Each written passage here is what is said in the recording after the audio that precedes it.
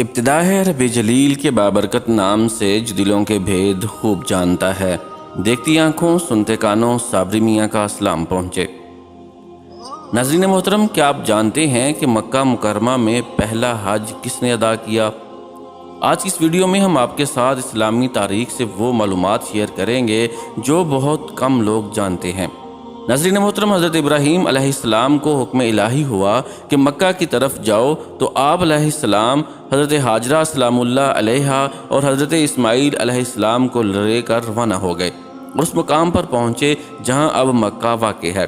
یہاں نہ کوئی عمارت تھی اور نہ پانی تھا اور نہ یہاں کوئی رہتا تھا۔ درختوں کے نام پر صرف ببول وغیرہ کی جھاڑیاں تھیں۔ حضرت ابراہیم علیہ السلام بیوی بچے دونوں کو یہاں بٹھا دیا، ایک مشکیزہ پانی کا اور کھجوریں پاس رکھ دیں اور پھر آپ علیہ السلام شام کی طرف چلے گئے۔ حضرت ابراہیم علیہ السلام دوسری بار مکہ آئے تو قیام نہ کیا، لیکن جب تیسری بار تشریف لائے تو حضرت اسماعیل علیہ السلام سے فرمایا کہ بیٹا، اللہ تعالیٰ نے مجھے ایک حکم دیا ہے۔ حضرت اسماعیل علیہ السلام نے کہا تو اطاعت کیجیے۔ حضرت ابراہیم علیہ السلام نے پوچھا، کیا تو میری مدد کرے گا؟ حضرت اسماعیل علیہ السلام نے کہا، کیوں نہیں؟ حضرت ابراہیم علیہ السلام نے فرمایا، اللہ تعالیٰ نے مجھے حکم دیا ہے کہ یہاں ایک گھر بناؤں۔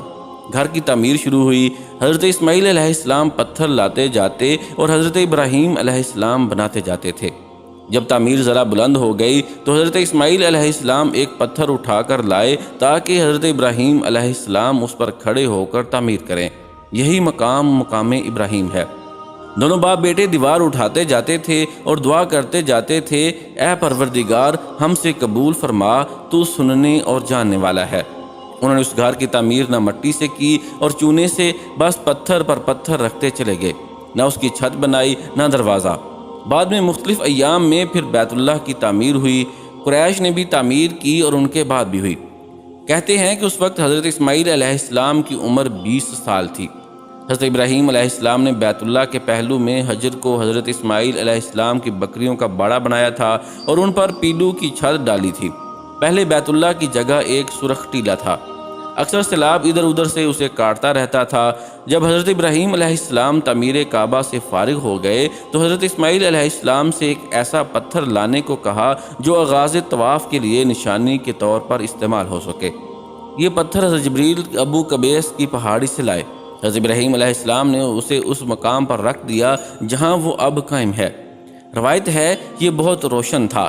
حضرت جم تمام مقامات دکھائے اور پھر اللہ نے حکم دیا کہ لوگوں کو حج کے لیے پکاریں۔ حضرت ابراہیم علیہ السلام نے کہا، پروردگار، میری آواز لوگوں تک کیسے پہنچ سکتی ہے؟ اللہ تعالیٰ نے فرمایا، آپ پکاریے، ہم آپ کی پکار لوگوں تک پہنچا دیں گے۔ تفسیر جلالین میں ہے کہ حضرت ابراہیم علیہ السلام نے ابو قبیس پہاڑی پر چڑھ کر پکارا، لوگو، اللہ تعالیٰ نے ایک گھر بنایا ہے اور تم پر حج فرض کیا ہے، لہٰذا تم اپنے پروردگار کی آواز پر لبیک کہو۔ حضرت ابراہیم علیہ السلام نے شمال، جنوب، دائیں اور بائیں منہ کر کے آواز دی اور لوگوں نے لبیک کہا۔ طاہر الکروی، جن کی اس کتاب کو عبدالصمد صارم نے اردو میں منتقل کیا ہے، لکھتے ہیں کہ حضرت عباس رضی اللہ تعالیٰ عنہ کی روایت کے مطابق رسول اللہ صلی اللہ علیہ وآلہ وسلم نے فرمایا، اللہ کے اس گھر پر ہر دن رات میں اللہ کی 120 رحمتیں نازل ہوتی ہیں، 60 طواف کرنے والوں کے لیے، 40 نمازیوں کے لیے اور 20 اللہ کے گھر کو دیکھنے والوں کے لیے۔ حضرت حسان بن عطیہ رضی اللہ تعالیٰ عنہ فرماتے ہیں کہ ہم نے رسول اللہ صلی اللہ علیہ وآلہ وسلم کے اس قول پر غور کیا، معلوم ہوا کہ یہ سب رحمتیں در حقیقت طواف کرنے والے کے لیے ہی ہیں کہ وہ طواف کرتا ہے، نماز بھی پڑھتا ہے اور کعبہ کی طرف دیکھتا بھی ہے۔ کسی نے کیا ہی اچھا کہا ہے، خانہ کعبہ میں ہر طرح کی فضیلتیں ہیں، گھر والا ہی انہیں جانتا ہے۔ جو کوئی یہاں اپنی خطاؤں سے ڈر کر آیا، اللہ اس کی حفاظت کرتا ہے۔ طاہر الکروی لکھتے ہیں، خانہ کعبہ 11 بار تعمیر ہوا۔ فرشتوں نے بنایا، حضرت آدم علیہ السلام نے بنایا، حضرت شیس علیہ السلام نے تعمیر کیا، حضرت ابراہیم علیہ السلام نے تعمیر کیا، امالکہ نے بنایا، جرہم نے تعمیر کیا، کسی نے تعمیر کیا، قریش نے بنایا، عبداللہ بن زبیر رضی اللہ تعالیٰ عنہ نے تعمیر کیا، حجاج نے بنایا، پھر سلطان مراد رابع نے بنایا جو آل عثمان میں سے تھا۔ قریش کی جانب سے تعمیر نو رسول اللہ صلی اللہ علیہ وآلہ وسلم کے زمانے میں ہوئی تھی۔ قریش نے تعمیر کے لیے جو حلال مال جمع کیا تھا وہ کافی نہیں تھا، اس لیے حجر کی طرف 6 ہاتھ ایک بالشت جگہ کم کر دی گئی تھی۔ حجر کے پیچھے ایک چھوٹی سی گول دیوار بنا دی گئی تاکہ لوگ اس کے باہر طواف کریں۔ کعبہ کے اندر انہوں نے 2 صفوں میں 6 ستون رکھے تھے جس پر چھت تھی۔ اس سے پہلے کعبہ پر چھت نہیں تھی، دروازہ ایک رکھا تھا، چھت کی بلندی 18 ہاتھ تھی۔